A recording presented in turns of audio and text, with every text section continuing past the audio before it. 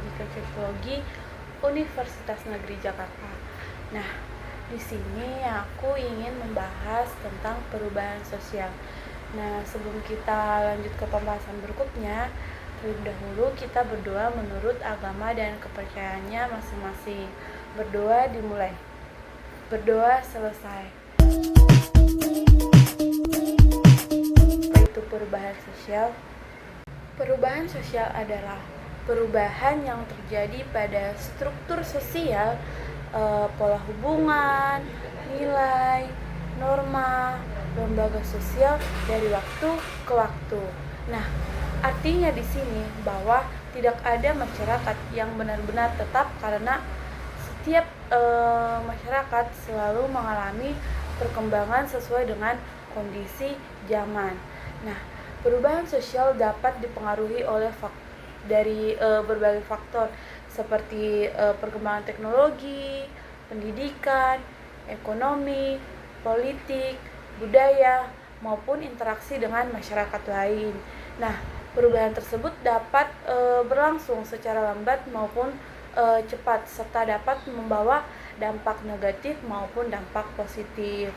Nah, contohnya itu seperti dulu kan masyarakat berkomunikasi melalui surat yang mana membutuhkan waktu berhari-hari bahkan berminggu-minggu. Nah, kalau saat ini komunikasi sudah dapat dilakukan secara instan ataupun cepat, yaitu melalui telepon, yaitu dari WhatsApp, Telegram, Instagram, ataupun media sosial lainnya.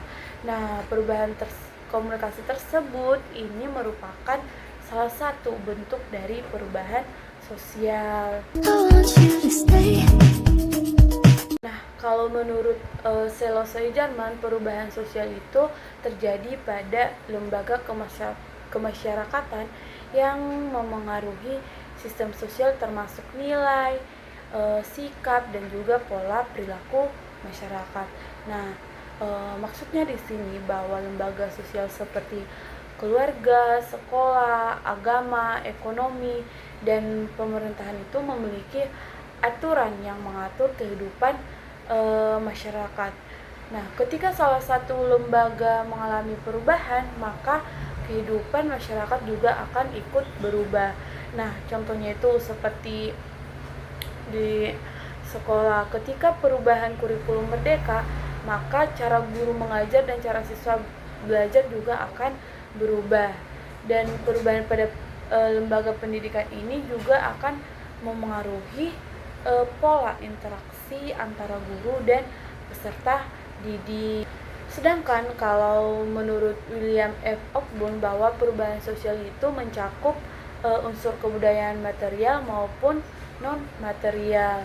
Nah, artinya di sini bahwa kebudayaan material seperti teknologi biasanya berkembang lebih cepat dibandingkan dengan nilai dan juga norma.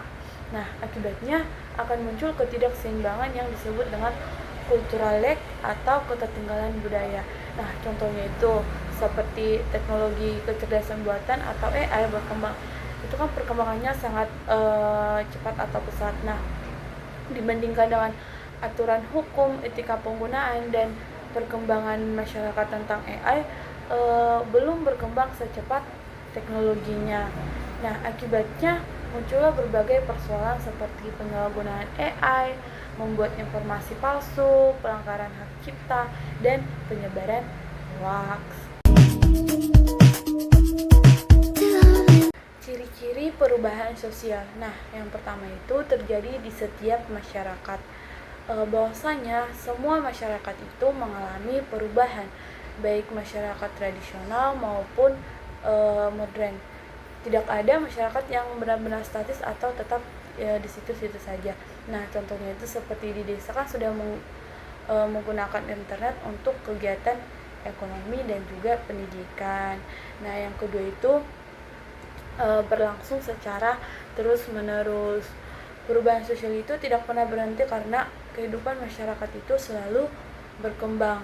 Nah, contohnya itu pada perkembangan alat komunikasi, dulu kan menggunakan surat, terus ke telepon rumah, lalu ke telepon seluler, hingga ke smartphone yang mana yang kita gunakan pada saat ini. Nah, yang ketiga itu direncanakan maupun tidak direncanakan. Nah, ada perubahan yang memang dirancang untuk mencapai tujuan tertentu, tetapi ada juga yang terjadi secara tiba-tiba. Nah, contohnya itu seperti program digitalisasi sekolah. Terus kalau yang perubahan tidak direncanakan itu seperti pandemi COVID-19 yang mana mengubah sistem pembelajaran menjadi daring. Selanjutnya itu memiliki kecepatan yang berbeda-beda. Terus yang kelima itu menimbulkan perubahan pada bidang lain. Nah, satu perubahan biasanya akan memengaruhi bidang kehidupan lainnya. Nah, contohnya itu perkembangan internet kan tidak hanya mengubah komunikasi, tapi juga mengubah pendidikan. Orang-orang bisa mendapat pendapatan dari smartphone dan juga bisa bertransportasi, yaitu masyarakat bisa memesan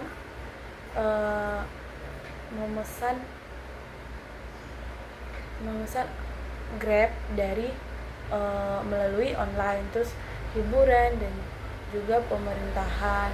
Terus yang selanjutnya itu memiliki dampak positif dan dampak negatif. Nah, perubahan itu tidak semua membawa keuntungan.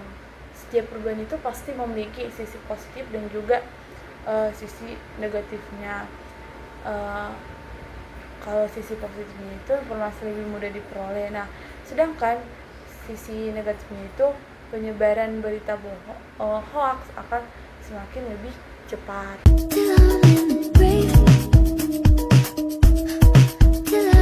Nah, di sini juga terdapat bentuk-bentuk perubahan sosial. Nah, kalau berdasarkan kecepatannya, perubahan sosial itu ada evolusi. Nah, yang mana evolusi ini perubahan itu berlangsung secara perlahan dalam waktu yang lama melalui tahap-tahapan tertentu. Nah, perubahan ini juga biasanya tidak disadari karena terjadi sedikit demi sedikit. Nah, contohnya itu seperti perkembangan sistem pendidikan, perubahan masyarakat agraris menjadi masyarakat industri, terus penggunaan pembayaran digital secara bertahap. Nah, yang kedua itu ada revolusi. Nah, revolusi ini adalah perubahan yang berlangsung sangat cepat dan mengubah struktur masyarakat secara menyeluruh. Nah, revolusi ini sering dipengaruhi oleh konflik atau ketidakpuasan masyarakat terhadap kondisi yang ada. Nah, contohnya itu revolusi industri dan juga reformasi Indonesia pada tahun 1998. Nah, terus kalau berdasarkan pengaruhnya itu ada perubahan kecil. Nah, perubahan kecil ini perubahan yang tidak mengubah struktur masyarakat. Contohnya itu seperti tren pakaian, model rambut, dan juga jenis hiburan. Nah, sedangkan kalau perubahan besar itu perubahan yang mengubah berbagai aspek kehidupan masyarakat. Nah, contohnya seperti internet, AI, dan juga digitalisasi pemerintahan.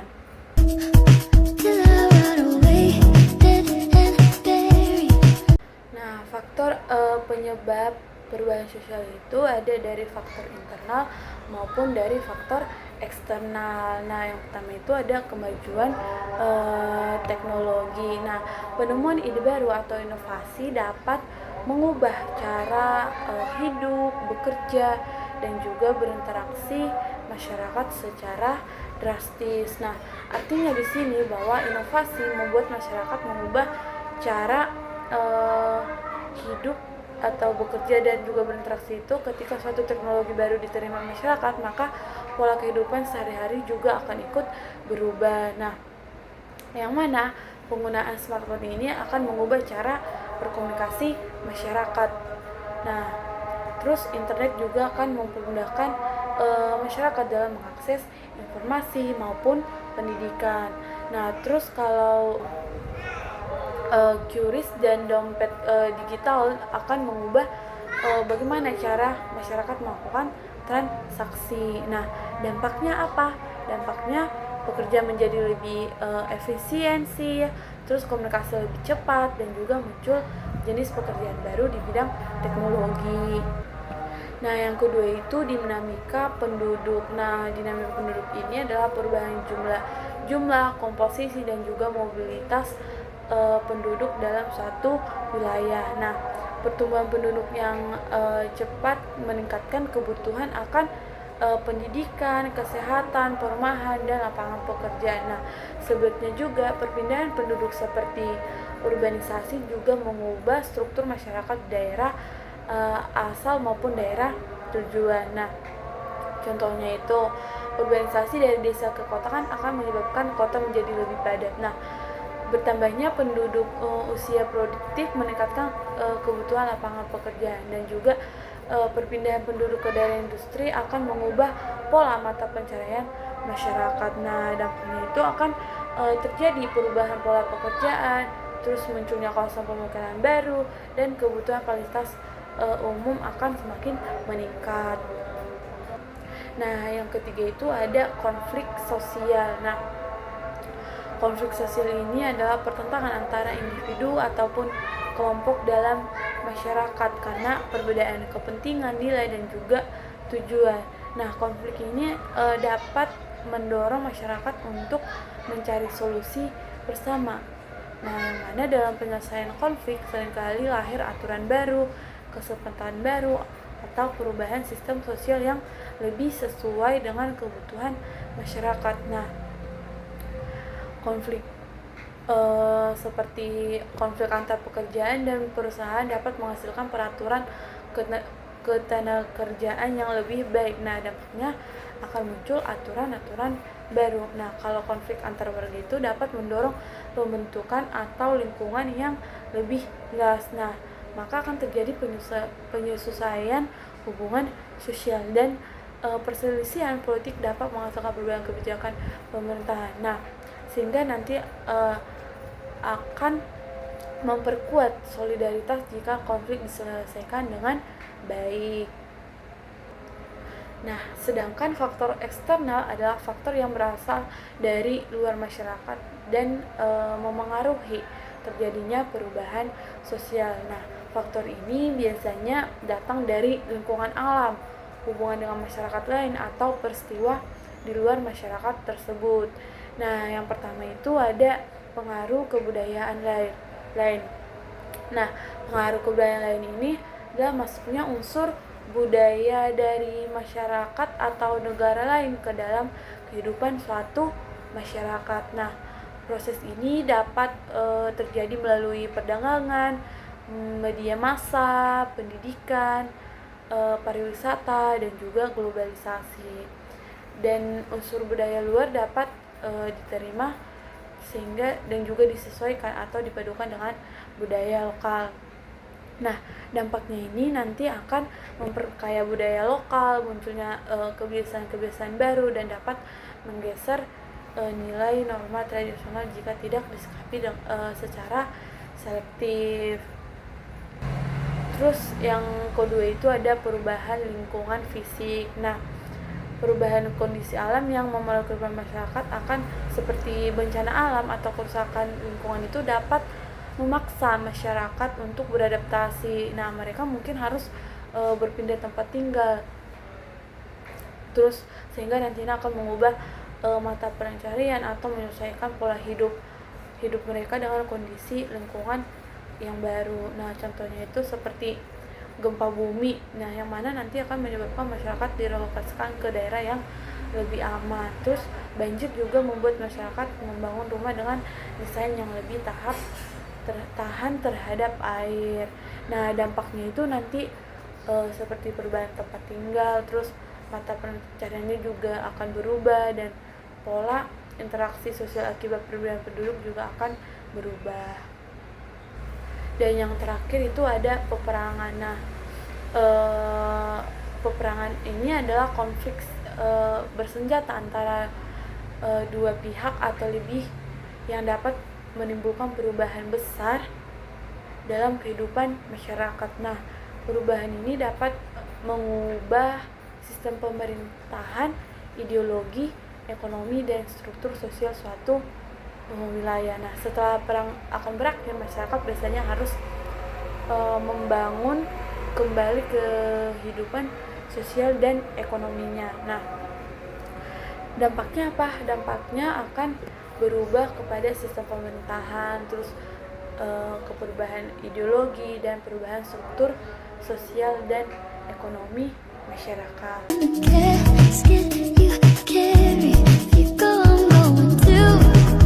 Nah, dampak perubahan sosial ini terbagi menjadi dua, yaitu ada dampak positif dan juga dampak negatif. Nah, dampak positifnya itu adalah meningkatkan kualitas pendidikan, mempermudah komunikasi, dan juga mempercepat penyebaran informasi. Nah, sedangkan dampak negatifnya itu adalah lunturnya budaya lokal, meningkatnya kesenjangan sosial, dan munculnya perilaku konsumtif dan penyebaran hoaks. Surat dan telepon adalah cara utama untuk berkomunikasi. Menulis surat adalah ritual romantis, dan menunggu panggilan telepon adalah momen berharga. Namun lihatlah sekarang, teknologi telah mengubah cara kita berkomunikasi. Smartphone menjadi jendela dunia, membawa pesan dan informasi dalam hitungan detik. Percakapan tidak lagi terbatas pada suara. Video call dan pesan instan menghubungkan kita dengan orang-orang di seluruh dunia dengan nyata. Begitulah evolusi menarik alat bantu komunikasi dari dulu hingga kini. Nah, sekarang itu ada teori-teori perubahan sosial. Nah, yang mana teori ini dibagi menjadi 4 bagian. Nah, yang pertama itu ada teori evolusi. Teori ini ditokohi oleh Auguste Comte dan juga Herbert Spencer. Teori evolusi ini menjelaskan bahwa perubahan sosial terjadi secara bertahap, perlahan, dan terus-menerus. Masyarakat itu berkembang dari bentuk yang sederhana menuju bentuk yang lebih kompleks, dan juga perubahan itu tidak terjadi secara tiba-tiba, melainkan melalui tahapan-tahapan tertentu. Nah, menurut Auguste Comte, perkembangan masyarakat itu sejalan dengan perkembangan cara berpikir manusia, yang mana ia menemukan hukum menjadi 3 tahap, yaitu yang pertama ada tahap teologis. Nah, artinya masyarakat itu menjelaskan berbagai peristiwa berdasarkan kepercayaan mereka kepada kekuatan supranatural atau Tuhan. Nah, yang kedua itu ada tahap metafisis. Masyarakat mulai menggunakan pemikiran yang lebih rasional, tetapi masih berdasarkan konsep-konsep abstrak. Nah, dan yang terakhir itu ada tahap positif. Nah, tahap ini menjelaskan bahwa masyarakat itu mempunyai berbagai fenomena melalui ilmu pengetahuan, penelitian, dan metode ilmiah. Sementara Herbert Spencer mengibaratkan masyarakat seperti makhluk hidup atau organisme. Nah, menurutnya masyarakat akan berkembang dari keadaan yang sederhana menjadi semakin kompleks melalui proses evolusi. Nah, semakin berkembang suatu masyarakat, maka semakin banyak juga lembaga sosial, pembagian kerja, dan spesialisasi pekerjaan. Teori yang kedua itu adalah teori konflik yang ditokohi oleh Karl Marx. Teori konflik ini menyatakan bahwa perubahan sosial terjadi karena adanya pertentangan atau konflik kepentingan antar individu maupun antar kelompok dalam masyarakat. Nah, teori ini menjelaskan bahwa masyarakat terbagi ke dalam beberapa kelas sosial yang memiliki kepentingan yang berbeda. Dalam sistem kapitalisme terdapat 2 kelas utama, yaitu kaum borjuis yang memiliki modal atau alat-alat produksi. Nah, sedangkan yang kedua itu ada kaum proletariat, yaitu para pekerja atau buruh. Menurut Karl Marx, kaum borjuis ini seringkali memanfaatkan tenaga kerja kaum proletariat untuk memperoleh keuntungan yang sebesar-besarnya. Nah, sehingga ketidakadilan ini menimbulkan konflik yang pada akhirnya mendorong terjadinya perubahan sosial seperti perubahan sistem ekonomi, hukum, maupun pemerintahan. Nah, Bagi Karl Marx, konflik ini bukanlah sesuatu yang selalu buruk, tetapi dapat menjadi pendorong utama lahirnya perubahan menuju masyarakat yang lebih adil. Kelebihan dan kelemahan dari teori ini adalah menjelaskan bahwa konflik dapat menjadi penyebab perubahan sosial dan juga menyoroti adanya ketimpangan kekuasaan dan ekonomi dalam masyarakat. Nah, sedangkan kelemahannya itu adalah terlalu menekan konflik sebagai penyebab perubahan dan kurang memperhatikan peran kerjasama dan stabilitas dalam masyarakat. Teori yang ketiga itu adalah teori fungsionalis. Nah, teori ini ditokohi oleh Emil Durkheim dan juga Talcott Parnos. Nah, teori fungsional ini memandang masyarakat sebagai suatu sistem yang terdiri atas berbagai bagian yang saling berkaitan, di mana setiap bagian memiliki fungsi tertentu untuk menjaga keteraturan atau keseimbangan masyarakat. Menurut Emil Durkheim, masyarakat itu memiliki norma, nilai, dan juga lembaga sosial yang berfungsi menjaga ketertiban. Ketika terjadi perubahan, masyarakat akan melakukan penyesuaian agar keseimbangan tetap terjaga. Menurut Talcott Parnos mengembangkan teori ini melalui konsep agile, yaitu 4 fungsi yang harus dipenuhi agar masyarakat dapat bertahan. Nah, A itu berarti adaptasi, yaitu kemampuan masyarakat menyesuaikan diri dengan perubahan lingkungan. Nah, kalau G itu berarti goal entertainment, kemampuan menentukan dan mencapai tujuan bersama. Dan I itu berarti integration, menjaga hubungan yang harmonis antar anggota masyarakat. Dan L itu artinya latensi, mempertahankan nilai, norma, dan budaya agar kehidupan sosial tetap berjalan.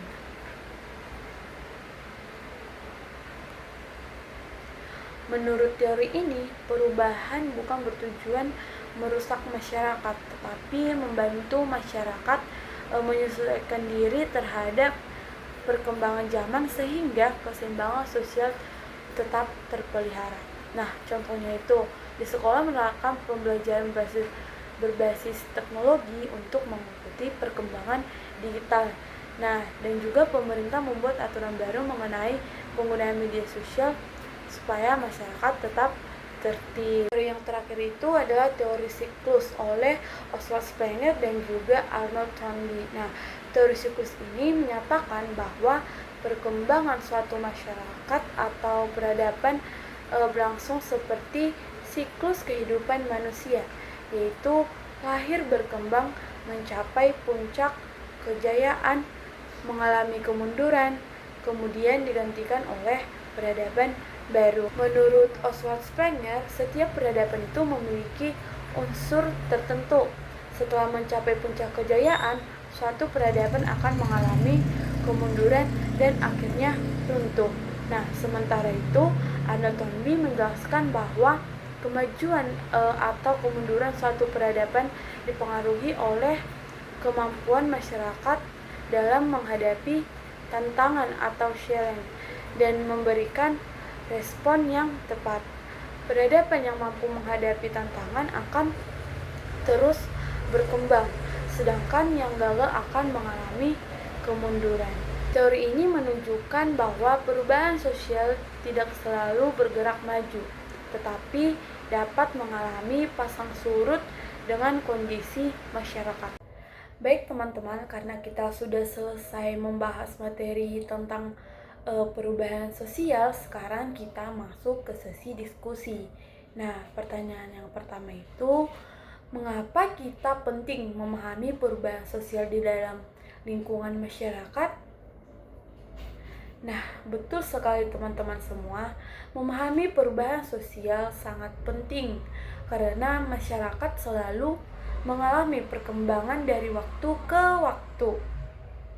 Dengan memahami perubahan sosial, kita dapat menyesuaikan diri terhadap perkembangan tersebut tanpa kehilangan nilai dan juga norma yang berlaku di dalam masyarakat. Dan juga perubahan sosial ini membantu kita beradaptasi dengan perkembangan zaman. Perubahan sosial membuat cara hidup masyarakat terus berubah.